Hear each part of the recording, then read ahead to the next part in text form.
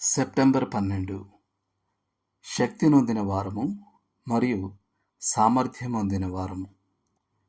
చదవండి. రోమీలకు రాసిన పత్రిక 8వ అధ్యాయము 1 నుండి 17 వరకు. దేవుని ఆత్మచేత ఎందరూ నడిపింపబడుదురో వారందరూ దేవుని కుమారులై ఉందురు. రోమా 8:14. రక్షింపబడకపోవడం మరియు పరిశుద్ధాత్మను కలిగి ఉండకపోవడం అనేది అత్యధమ స్థాయి జీవితం. కానీ ప్రజలు అదే స్థాయిలో ఉండిపోనక్కర్లేదు. క్రీస్తులో విశ్వాసం ద్వారా వారు తదుపరి స్థాయికి చేరుకోవచ్చు.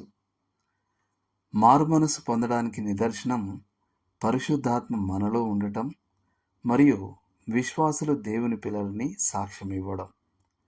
16వ వచనం. వారి శరీరాలు సాక్షాత్తు పరిశుద్ధాత్మకు ఆలయంగా మారతాయి. కొరింథీయులకు రాసిన మొదటి పత్రిక 6వ అధ్యాయం 19వ వచనం. పరిశుద్ధాత్మ మనలో నివసించినప్పుడు ఎంత తేడా వస్తుందో.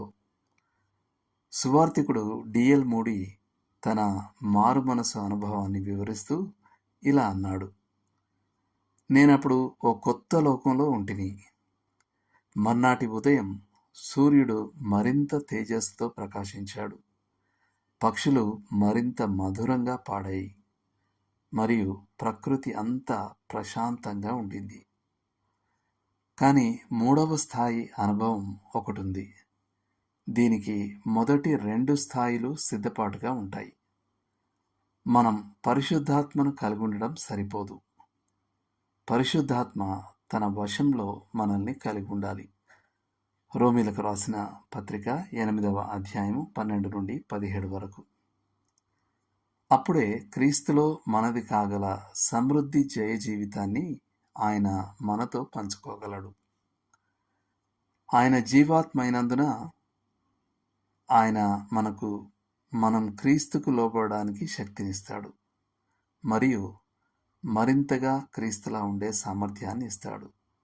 6వ వచనం చూడండి. లోతుగా ఆలోచించాల్సిన విషయం. పరిశుద్ధాత్మ మీ జీవిత దృక్పథాన్ని ఎలా మార్చాడు?